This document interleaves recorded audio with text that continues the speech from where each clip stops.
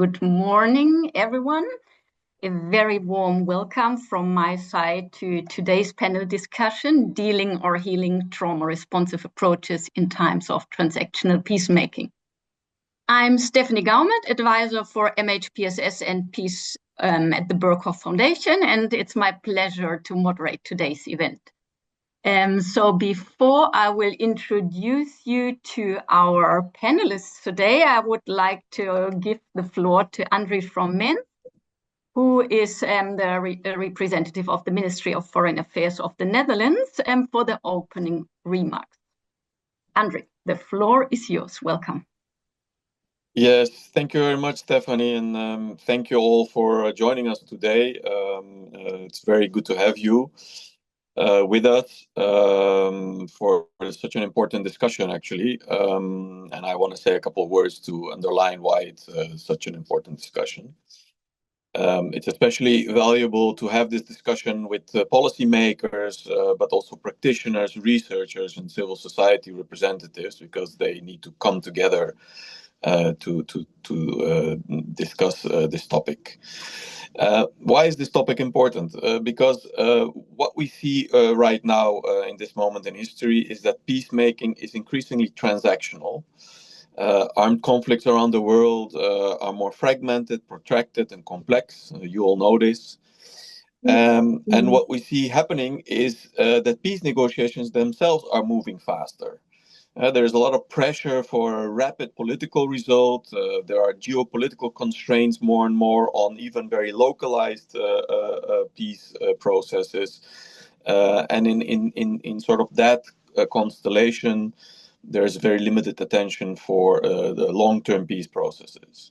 There's more attention for, quick ceasefires, political deals, quick negotiations, settlements. And these can be crucial for stopping immediate violence, and they're very important in that respect. But they also, and it creates openings for political and to stabilize fragile situations and for political solutions in the short term. But if we want peace to endure, peace agreements to endure, we have to we have to look at more than just temporary pauses of violence. We have to address the deeper drivers of conflict. And peacemaking, therefore, must also address grievances, exclusion, trauma, injustice. Transitional justice is something, and inclusion is something that's also very important. But today's session, and what I want to focus on now, is the psychosocial dimension of peacemaking. Too often, these processes are approached through a lens of human beings being purely rational actors with calculating interest. And so, if we have a rational conversation, we will get to an agreement. But actually, people are also shaped by their memories, by identity, by fear, by dignity, by this sense of belonging, and by recognition. And we see from studies and from experience that the impact of stress and unresolved trauma and the identity-based narratives, that they have impact. They affect the trust between groups. They are a feeding ground for narratives of the other. So we need political participation, and we need capacity for reconciliation and coexistence. And that's why we need to take also attention to this matter. If we don't, then parties may cling to positions that appear irrational because they're tied to sacred values or identity, and communities may unconsciously repeat patterns of confrontations because trauma has never been addressed. And under stress, negotiators become less capable of empathy, creativity, and even compromise. So these are not marginal issues. These are central to whether peace agreements hold or collapse in the long term. And this means that addressing psychosocial dimensions is not secondary to peacemaking. It should be central to it. It means that we must become better at dealing with the emotional side of negotiations, not to replace political realism, but to complement it. So as the Netherlands, we are committed to this approach. We support efforts to better integrate this dimension into analysis, into programming, as well as into evaluation of processes. And so for this session, I'm particularly interested in understanding how trauma-informed approaches can be operationalized in real-world political peace processes. Inclusive process design is crucial, and how we ensure the integration of these approaches is also crucial. So allow me to conclude by sincerely thanking Berghoff for being a thought leader and showing leadership on this important topic. And I look forward to a rich exchange and hearing your perspectives. And with that, I'm pleased to hand it over back to you, Stephanie. Thank you. Yeah, thanks, Andre, for these inspiring opening remarks. I'm very happy now to welcome our three wonderful panelists, which I would like to introduce you to now. First of all, I would like to express my very warm welcome to Sarah Habibi. Sarah, together with Cordula Reimann, who unfortunately can't be here with us today due to personal reasons, together with her, she has edited the Routledge International Handbook on Trauma-Responsive Peacebuilding, which has been published recently. Apart from this, Sarah has worked as a peacebuilding specialist for over 25 years, focusing thematically on issues such as education, but also identity-based violent conflicts, collective trauma, peace psychology, social healing, and intergroup reconciliation. Sarah brings in different or broad experience from a large variety of country contexts, including the Western Balkans, the Middle East, East Africa, Latin America, and Southeast Asia. And currently, Sarah is holding a position with the United Nations University Center for Policy Research in Geneva. Welcome, Sarah. I would also like to introduce you to Anna Mojo. She is the executive director of the Center for the Study of Violence and Reconciliation based in Southern Africa. Anna is a human rights and transitional justice researcher and practitioner, and she has over 18 years experience across the intersecting fields of human rights, transitional justice, gender, law, peace, and security. And she has worked with African Union institutions, particularly on development and role of the African Union transitional justice policy in various capacities. And maybe worth mentioning is that Anna is also active member of the Global Learning Hub for Transitional Justice and Reconciliation, which is a joint initiative of the Berghoff Foundation and the Federal Ministry of Economic Cooperation and Development. And last but not least, really happy to have here with us today Misha Jacqua. Misha is the chairman and co-founder of the Peace Development Center based in Georgia. His background is he's a lawyer and a peace dialogue activist, and he brings along over 1 decade of experience in human rights and civil society protection. And for many years, Misha has been leading and facilitating peace building and conciliation dialogues across the conflict divides, with the main focus on the Georgian-Abkhazian and Georgian-Ossetian conflict.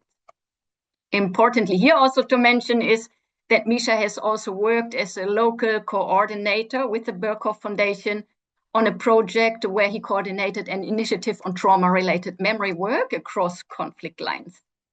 So this experience actually and lessons learned from this initiative are also reflected in a dedicated chapter of the aforementioned Routledge Handbook of Trauma-Responsive Peacebuilding. So great to have you all here. Before starting our discussion, just briefly for the audience to inform you that we will have about 40 minutes panel discussion, and at the end we hopefully have 50 minutes remaining where you can ask your questions and post them in the questions and answers function of the Zoom chat. And importantly for you maybe also to know that this event will be recorded.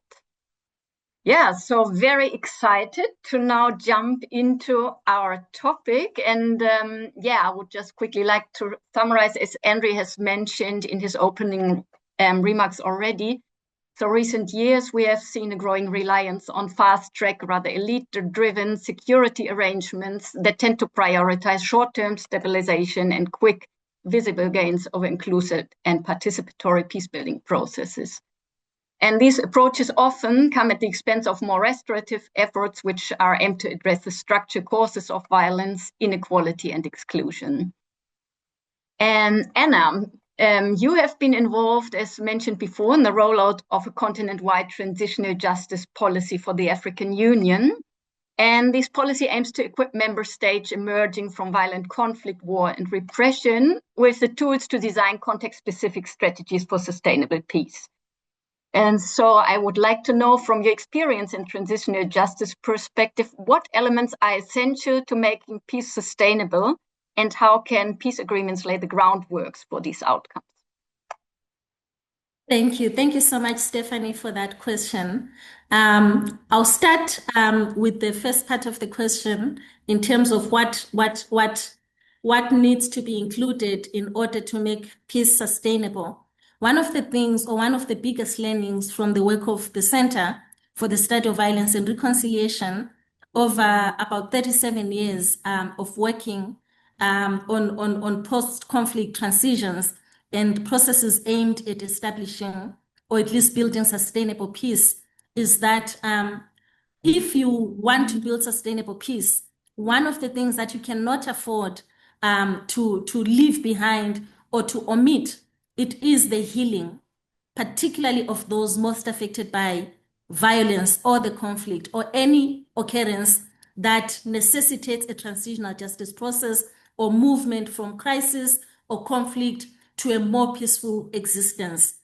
And I speak this from experience from the South African example. For instance, in South Africa, when South Africa was negotiating its peace through the CODESA process and also through the Truth and Reconciliation Commission, which was one of the first Truth and Reconciliation Commissions on the continent, one of the things that haunts us this today, this is literally about 32 years after South Africa's democracy and 30 years of the TRC in South Africa. We have seen the effects and the impacts of not paying particular attention to healing of the whole society, the healing of communities that were affected by apartheid-era violence and human rights violations, as well as the healing of individuals who were direct and indirect victims of apartheid-era violations.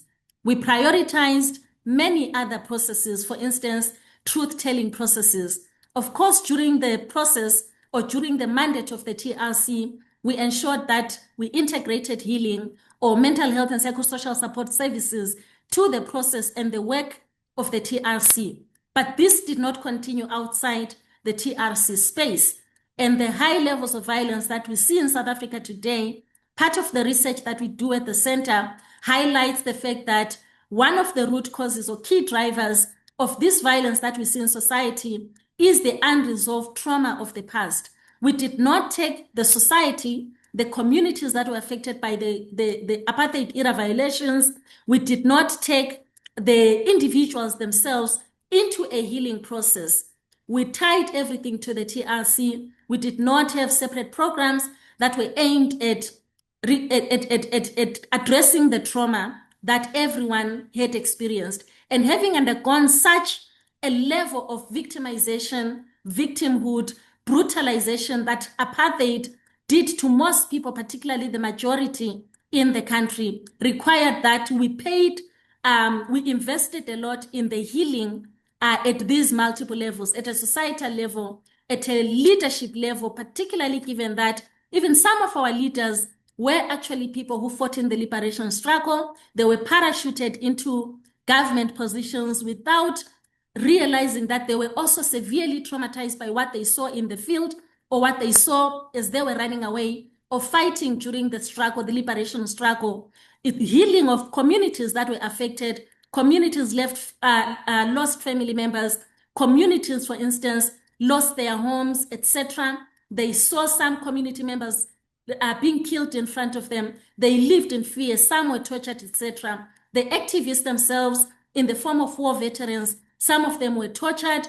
And we've seen how all of this has played out, the unresolved trauma of the past in the present. It's a legacy that perpetuates violent tendencies, violent ways of even trying to resolve conflicts or ways of looking at basically governance, democratic processes, etc., in the country. So I would say that's one thing that we cannot neglect. That's a critical component of peace building or working towards building sustainable peace. Thank you, Anna, for this really interesting and important input. What I really see the key message from your contribution is that key drivers of violence are actually the unprocessed traumata of the past. And here I would like to turn over to Sarah, since you have explored these dimensions also in the Routledge Handbook of Trauma Responsive Peace Building. And already this has been mentioned in the 90s by the famous Jean-Paul Lederach, who said, if we do not attend the wounds in the past, and if we do not acknowledge the pain and suffering that have been experienced, then the seeds of future violence will remain firmly planted in the soil of the present. So Sarah, based on your research and also your practical experience in different country contexts, how do you see the role of collective and individual trauma dynamics in shaping violent conflict? And how can trauma responsive approaches enhance the sustainability of peace processes? Thank you. Thank you for that question, Stephanie. And thank you to Berghoff for inviting me and my co-editor, Cordula, who unfortunately can't be here today, to join in this conversation.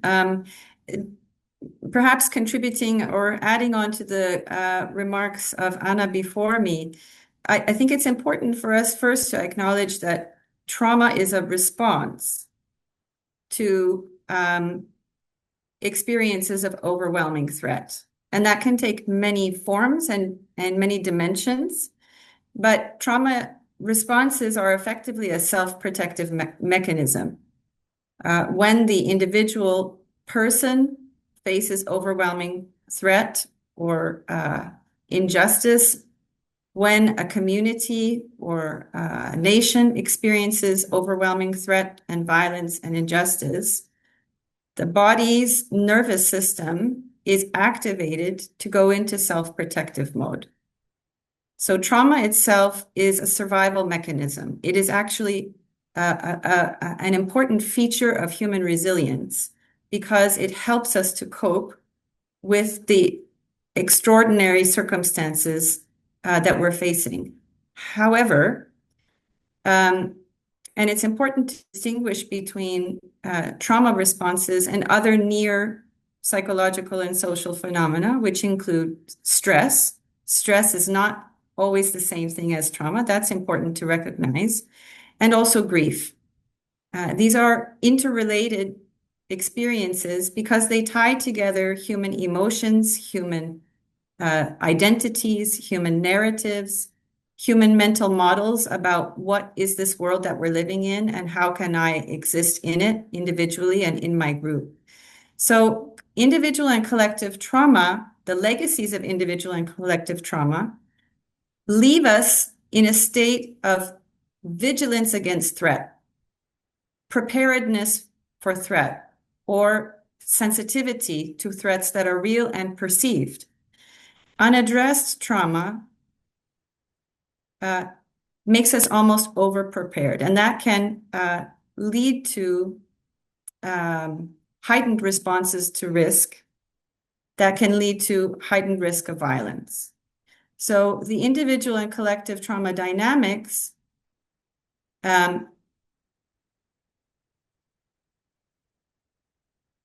feed into conflict cycles and violence cycles because we're constantly perceiving the world as a threatening place. And we're responding to that with what are common trauma responses, which are either fight, so fight off the threat, or flee from the threat, or we become stuck in a paralysis in the face of the threat. And these are there are other responses, which I won't get into now. But when this affects whole societies, it affects collective emotions and collective identities and collective narratives. And oftentimes these narratives and these collective emotions are us versus them. and the world is threatening and we have to protect ourselves. And we bring these collective emotions and these mental models into the negotiating space. And that can affect what we actually believe is possible from a conflict negotiation or a peace negotiation process. Until we begin healing the legacies of trauma, which are passed consciously and unconsciously through learned behaviors and emotions in the family and community context, consciously by governments that initiate new generations into trauma-affected identities through socialization processes like education, through political narratives and stances, through divisive community politics and inflammatory hate speech. These are all socialization processes that prepare new generations to respond to tensions and perceived risks from a trauma and stress activated position. So until we start to address those legacies and initiate, as Anna was talking about, of collective healing processes and individual healing processes, we fall into these patterns of reactivity. If we want to take peace building seriously, whether that's at the interpersonal, community, or societal level, we have to become aware of how trauma affects our worldviews and our emotions. We have to learn about how to dialogue and process the emotions of those past experiences and reflect on how are we approaching the current tensions, with what worldview are we coming, and how are we taking into account the needs of the people involved in the community in ways that will prevent further traumatization and set the society on a pathway of healing. So there are many dimensions to that, but I'll stop there because I think we'll go further into how that's actually done. Exactly. Thank you, Sarah.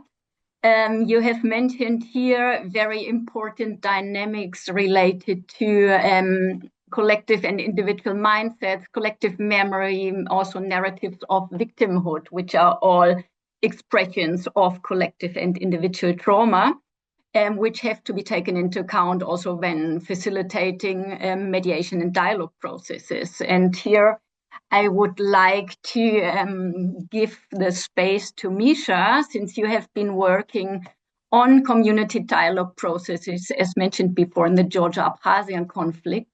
I would like to hear from you, from your experiences.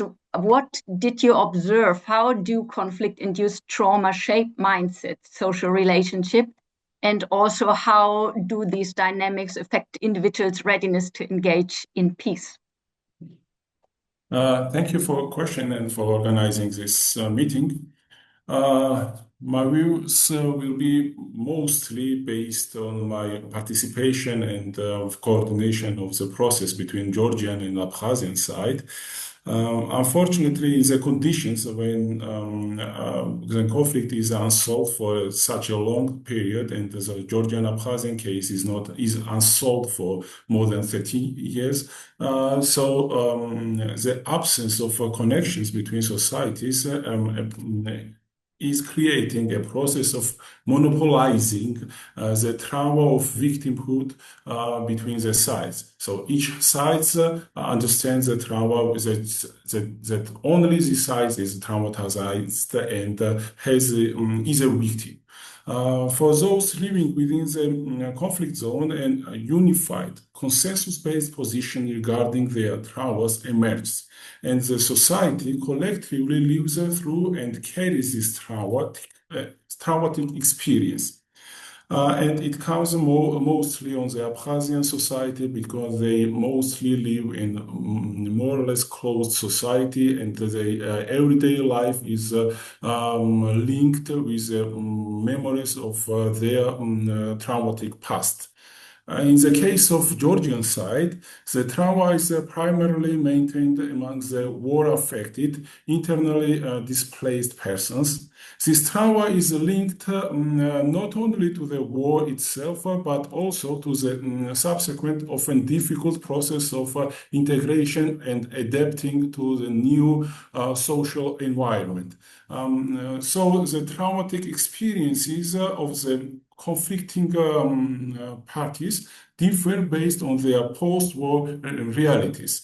In the Georgian Abkhazian case, for the Abkhaz side, the narrative is tied to the post-war status of winners or victor and the process of living in their native land. However, on the other hand, as I mentioned previously, they have to live their daily life are so tightly woven into the story of the war that their very identity is built on the tragedies of the 90s. The war between Georgian side and Abkhazian side was in 90s, start of first period of 90s.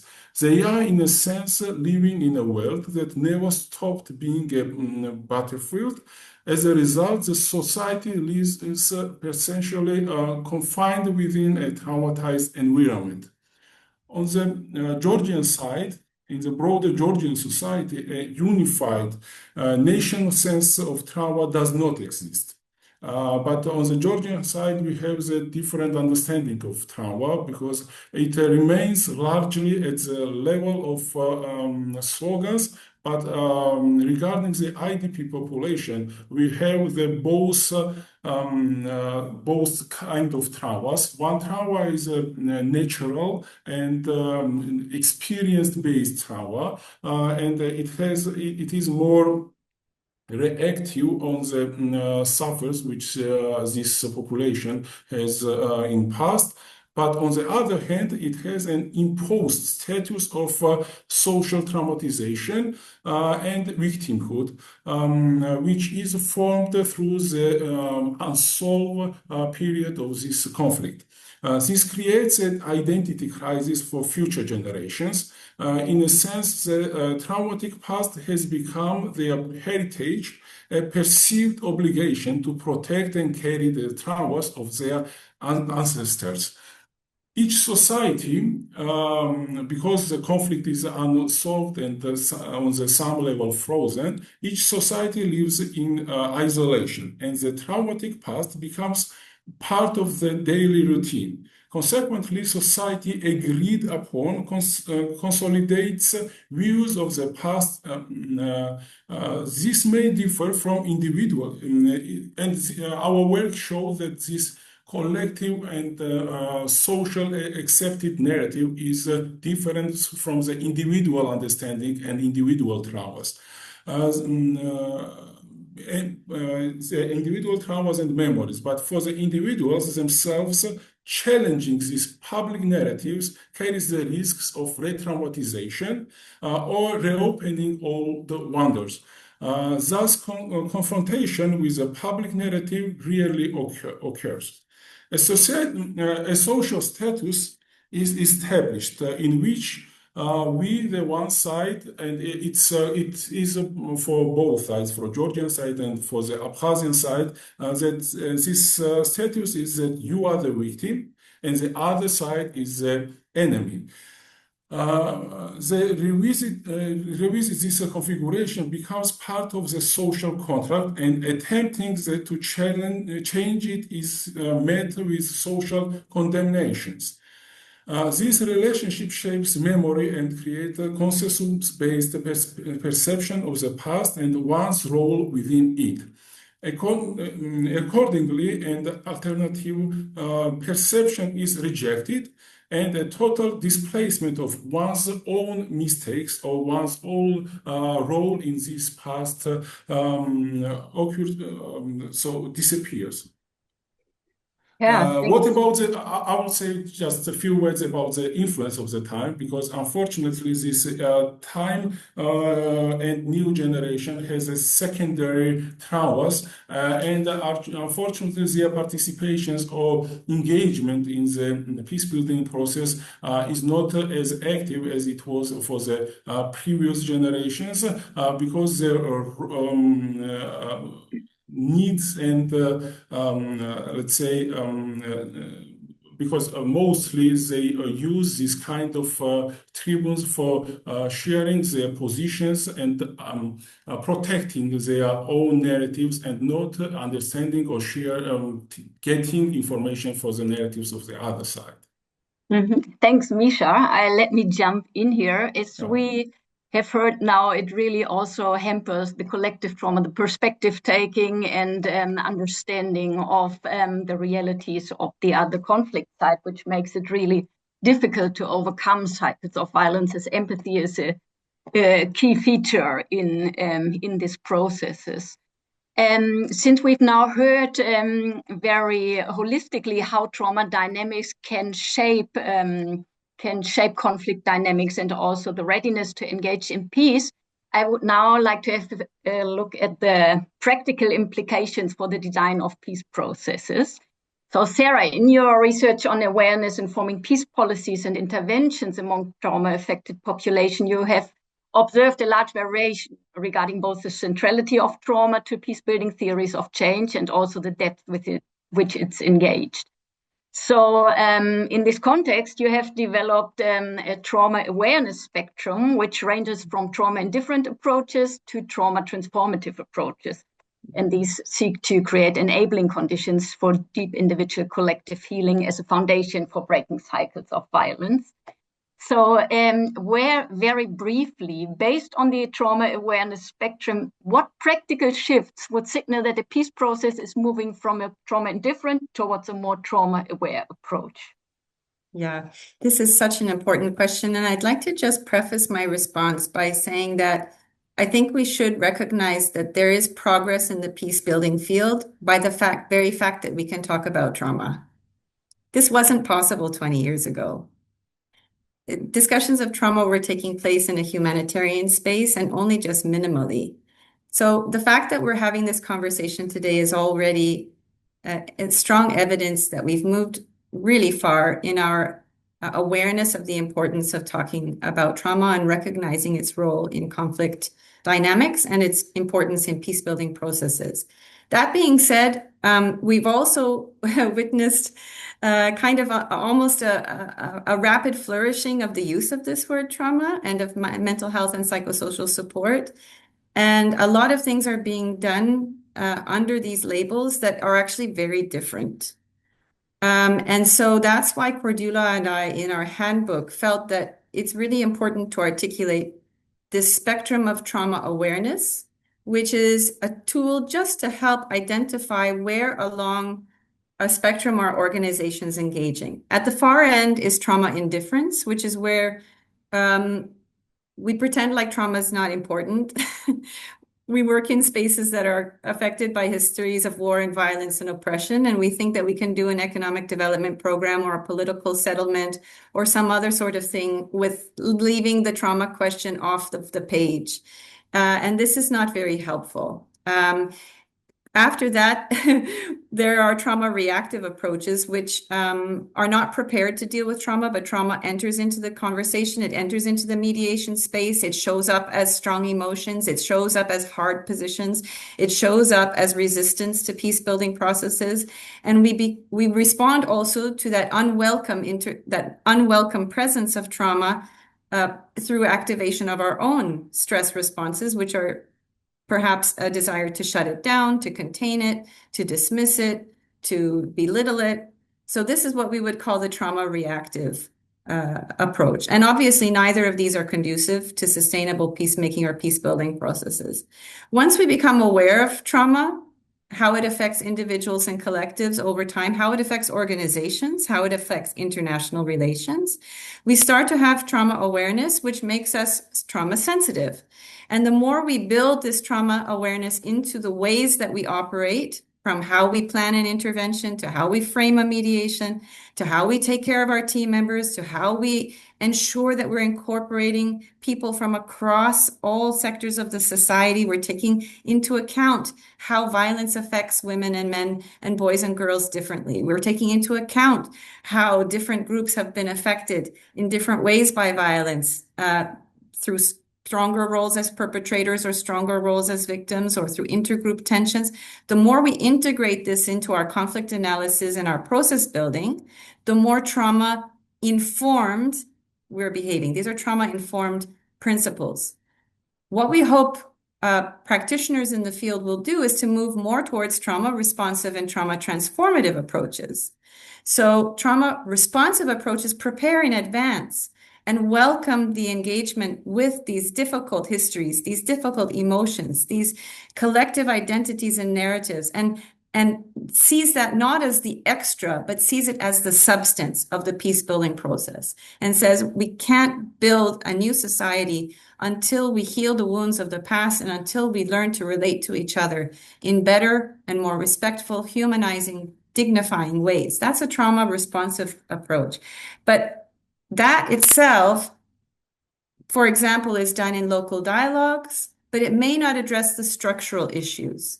So a lot of peace-building work focuses on rehumanizing the other and creating spaces of dialogue and hearing each other's stories. This needs to be done. But so long as we ignore the structural factors that are creating and sustaining injustice, that are creating and sustaining violence, the same international actors that are funding our programs are also the largest arms suppliers. So there are fundamental contradictions in our global order that relate to colonial histories, that relate to ignoring our own histories of collective violence and trauma, that create unjust systems, that perpetuate conflict drivers. So in today's trends around transactional peacemaking, shorter term deals, we run a lot of risks. Because, I mean, I don't even think any of us believe that short-term solutions solve problems. I think in the past we thought, wow, that was an efficient deal. Now everything's going to be good. We don't believe that myth anymore. So we know that if we're not taking a trauma-aware approach and having inclusive peace negotiation and peace-building processes, we're setting ourselves up for continued cycles of violence and injustice. So the first step, just to finish off on a recommendation which ties to Anna, the first step is bringing that awareness to negotiators, bringing that awareness to community leaders, bringing that awareness to practitioners, creating spaces, and from there, taking the time to design processes which factor in community needs. I'll stop there because I know there are other contributions.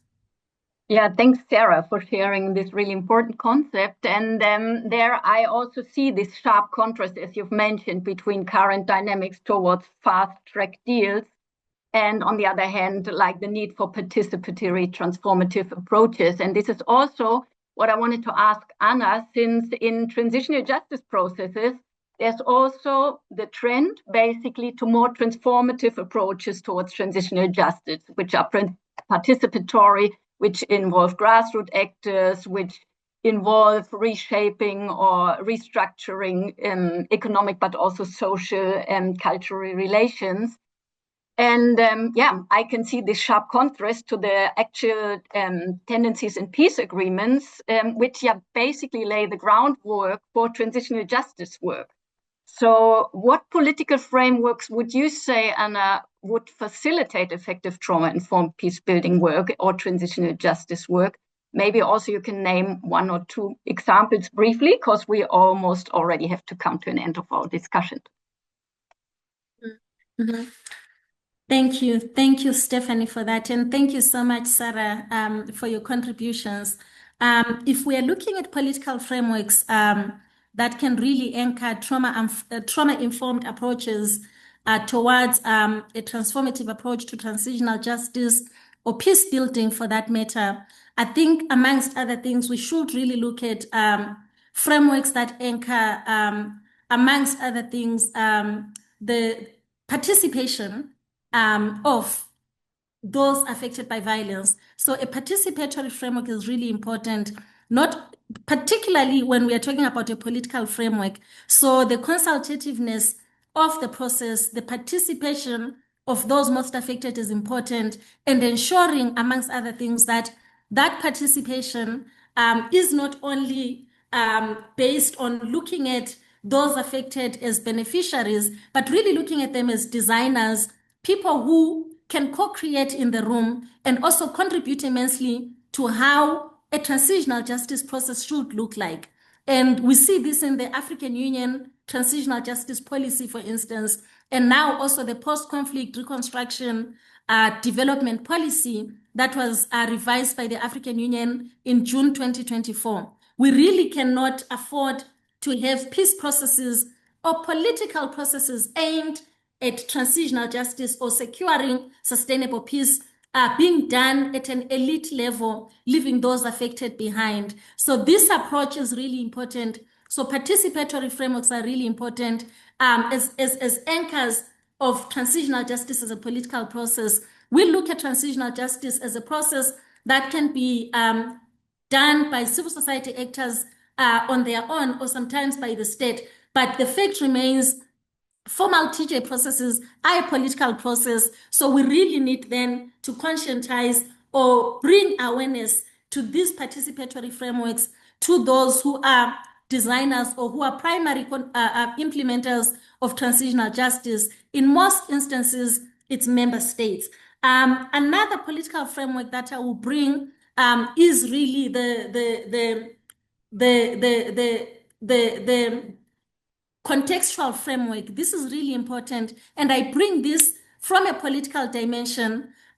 Transitional justice or transformative approaches to transitional justice, even when we talk about integration of trauma-informed approaches or mental health and psychosocial support in TJ, these need to be contextualized because, again, the experiences of trauma are different from one context to another. So this context specificity or contextualization of experiences and of solutions, as well as interventions aimed at peace building, aimed at building sustainable peace, need to take context into reality or the lived realities and experiences of people within a set context into consideration. I think this is really important so that we avoid a one-size-fits-all. We can have guidelines, we can have toolkits, we can have policies providing high-level language or high-level interventions.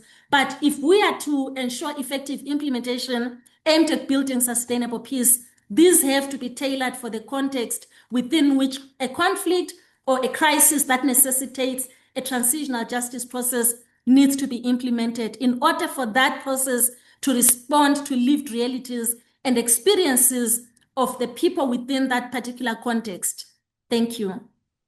Thank you, Anna. Thanks very much. Now, after having heard about the political frameworks that facilitate these trauma-responsive approaches also in transitional justice, of course, we are now facing nowadays many situations and contexts where the political framework conditions are not there, or where the peace agreements are not as participatory and holistic as from a theoretical perspective they should be. And here, I guess it becomes even more important to work with grassroots actors at the community level. And I would like to, as a very last question of today's panel, and since we only have 2 minutes left, we don't have much time, but I still would like to hear Misha, because you have worked at the grassroots level with across the conflict divides on transforming these narratives and on reconciliation processes without being in place the official transitional justice processes or even a very holistic peace agreement. So can you quickly maybe the key lessons that you've learned from this process share with us before we open the discussion with the audience? Okay, I'll try to explain short, because the process about which you are talking, it's we Georgian side and Abkhazian side, we call it Berkov's process in Georgia, and in Georgia and Abkhazia, about Georgia and Abkhazian conflict, it was a process of history dialogue as a basis of normalization. But the main in this process was always how it was explained and it was done, because in our process the trauma itself was the center of this process. And what this process made so successful, in my understanding and the understanding of many my colleagues, was the following factors. First of all, the local ownership. Most of actors, histories, and traumas were from local. So it was the first time with we, the traumatized society, felt important ourselves and felt that our traumas is important for even for foreigners, because mainly we are participating in some kind of trainings and the events in which the resource of the information and the resource of the dealing and healing the traumas are the knowledge from abroad. In our process, our own feelings and traumas were the main source which was moving our process, and it was the only situation when was created the space when our stories and the memories were important, and where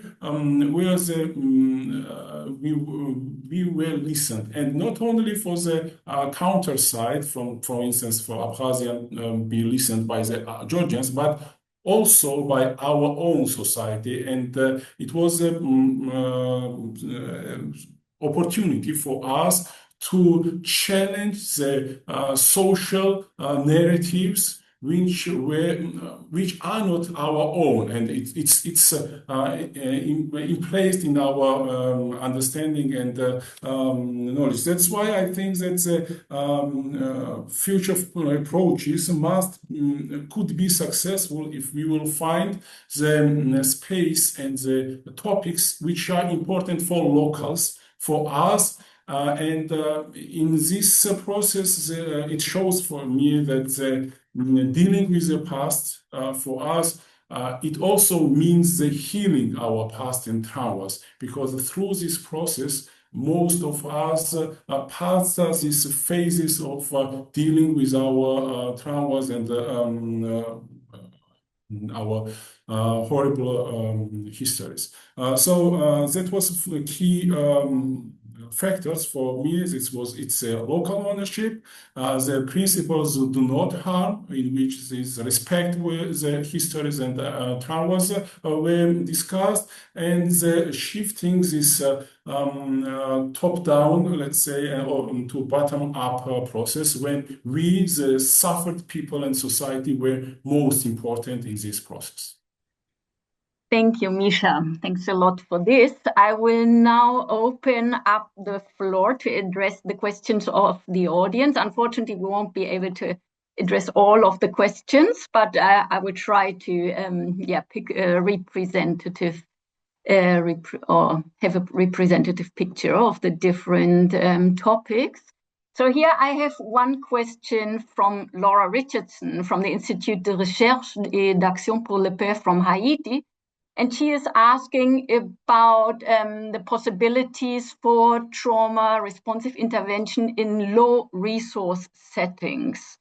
So, and she's also asking, can community-based restorative justice circles be a cost-efficient approach, or do these tend to be more expensive on the front end? So maybe, Anna, you can say something on this, since you've also worked on community-based circuits.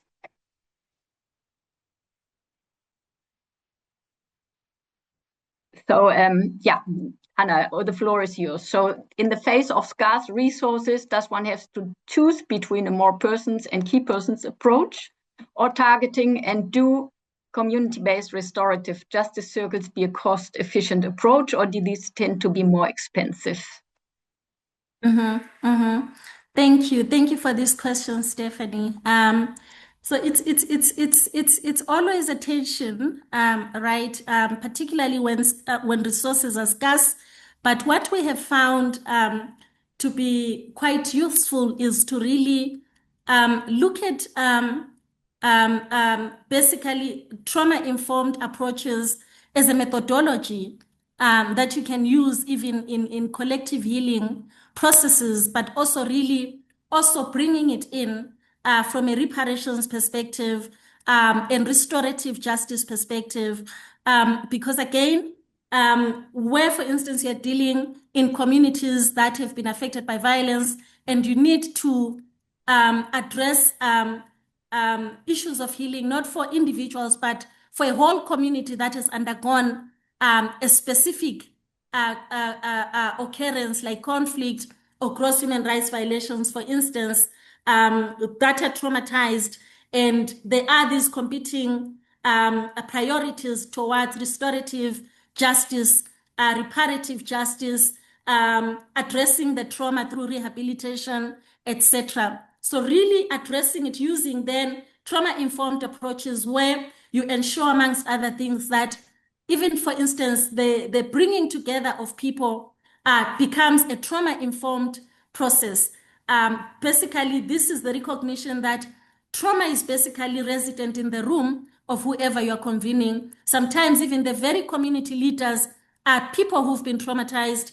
The people that the interventions are for are also traumatized. The space itself is traumatized.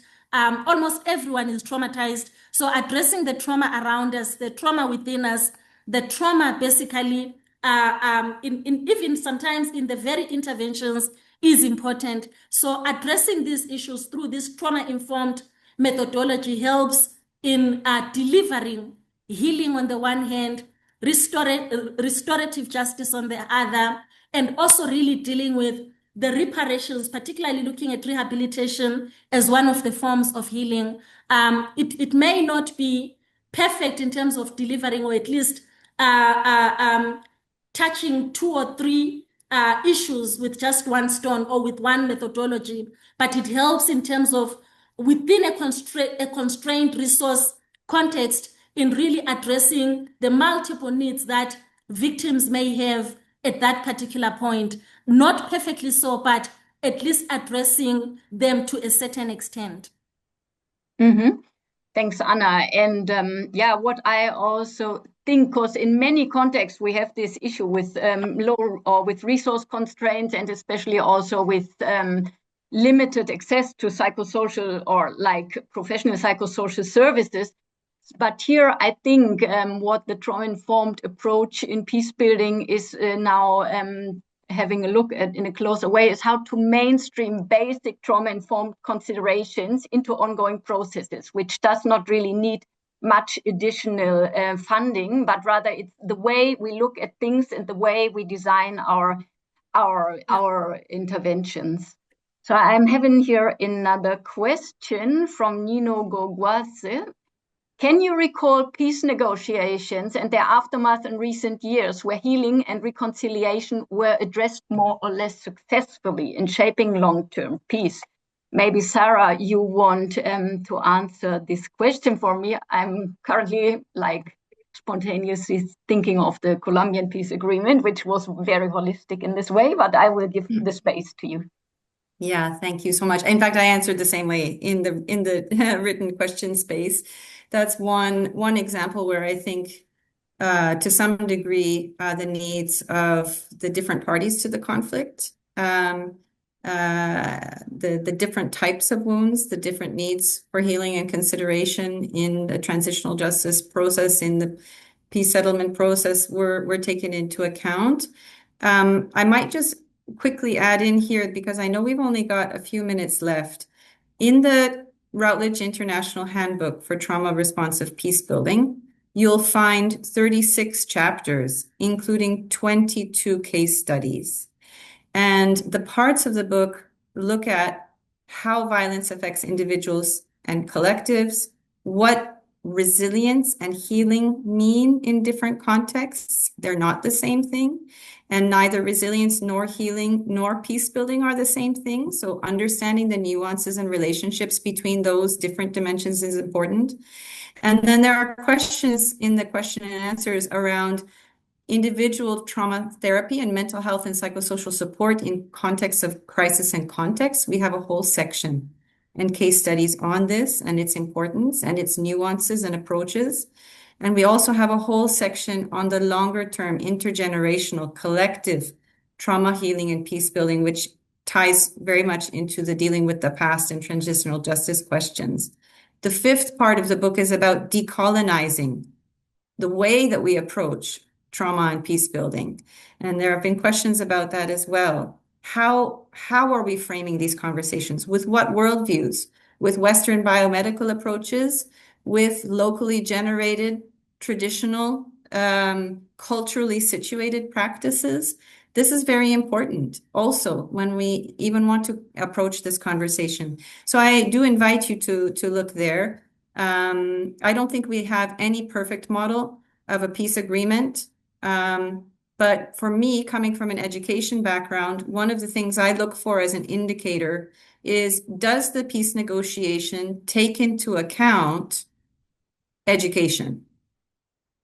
Because education and committing to dealing with the past in an inclusive, peace-oriented way, dealing with difficult histories, acknowledging the experience of the other, learning through the past in order to build a better future together. If this aspect is taken into account in the education system, that is an indicator that the powers, the decision-making powers, are caring about future generations. So I would like to see education and engagement with psychoeducation and dealing with the past, dealing with injustices in a way that equips future generations as part of every peace negotiation. So I'll leave it there because I know we've only got a few minutes left, but I invite you to look at the chapters and case studies in the book. Yeah, thanks, Sarah, for giving such a holistic overview, a quick and holistic overview. And we have time for one last question. There is a critical perspective in the field which argues that imposing trauma labels, language, and particularly Western individualized approaches to conflict-affected populations can at times be counterproductive. And some scholars suggest that this may unintentionally reinforce narratives of victimhood while overlooking local coping mechanisms, agency, resilience, and collective forms of healing. And since Misha, you have been talking before about like the concept of ownership and the importance of locally led programming, also in dialogue processes. How, what are your observations in practice? What can be done to include or like to build on local coping mechanisms, local agency and resilience? What are your recommendations? It's quite interesting point, but I think that in the situation when the conflict is unsolved for a long time and the societies lives separately and develops on some level separately, it's very hard because there is no so much need or will to start the negotiating peace building process, because both societies have themselves to the status. They resigned themselves to the status quo. They have adapted their living under its conditions, and they don't have the will to change it. Unfortunately, there is not a local governmental or political will also to start such process. That's why in some cases, for instance, such as Georgian Abkhazian conflict, sometimes you need some push or some help from abroad, but this help must be based on local needs and local even traumas, on accepting these traumas, on his memories. So in our case, without such kind of little push or help from trusted third party, it's very on one hand it's impossible, and on the other hand it's very dangerous to start a local based process because it could be done in the economical sphere, in the different, on the health and so on, but on the dealing with the past issue, when both sides has had its own views on the past and its own truth about it, it's very hard to start negotiation or peace building process between them, even though Georgian and Abkhazian societies and nations, we share quite the same culture, same lifestyle and so on. But besides that, because it's traumatic past, I think that without foreign suggestions, help and methodologies, it will be hard. And that's why, as I mentioned, our process was successful because we had the methodological help from Berkeley Foundation, but it found the local needs which was our needs to deal or accept our past and traumas. Okay, thank you, Misha. So it needs to be a very careful balance between maybe a bit external push factors, sharing methodologies, but adapting these to the local realities and really, taking into account the needs on the ground. Thank you very much. So it's 12 o'clock and 1 minute. So our event is coming to an end. I think this discussion has given us a lot of food for thoughts on how to design peace process in future in a more trauma-informed way, and also maybe showed the tension a bit between the current dynamics in deal making and the actual need for more deeply rooted transformative processes. So I would like to thank very much our three panelists here, and also Andre from the Foreign Affairs of the Netherlands for making this discussion possible. And I'm really hoping that this won't be the last discussion on this or similar topics, and that we will come together again in this or similar settings in future. So thank you very much, everyone, for your openness to engage in this important topic. And I wish you all a nice, in Germany it would be lunch break, but wherever you are, a nice rest of the day or starting into the day. Thank you.